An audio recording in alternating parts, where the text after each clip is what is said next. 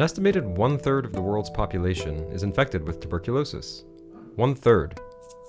And here's the culprit, the minuscule bacterium called Mycobacterium tuberculosis. But does that mean 2.3 billion people are sick? Fortunately not. Only a small proportion of them actually become sick. To understand why, let's take a closer look at the bacterium itself. When someone with TB coughs, they expel little drops of saliva that fly into the air.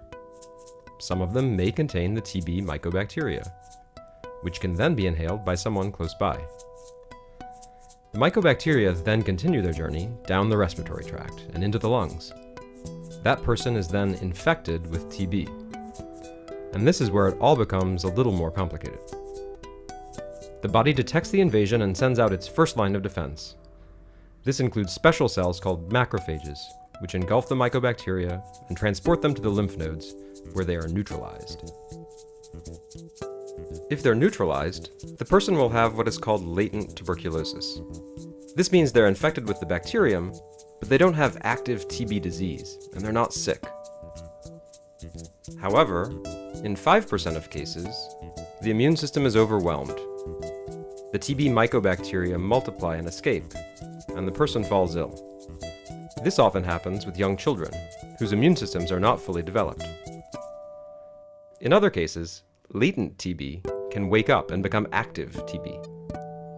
This can happen months later, or even years later, especially in adults with weak immune systems. For example, people who are HIV positive, or who've had organ transplants, or who are undergoing chemotherapy. Once in the lungs, the bacteria may spread via the bloodstream or the lymphatic system to other parts of the body, to the lymph nodes, bones and joints, the digestive system, the central nervous system, the liver, or the heart. So what happens when someone has active TB? Let's imagine the infections in the lungs, as this is the most commonplace. The patient starts coughing, has difficulty breathing, and suffers from chest pains. If these symptoms last for more than a few weeks, and are accompanied by fever, night sweats, and weight loss, the doctor has good reason to suspect tuberculosis. The next stage is diagnosis, and then treatment. The battle is far from over.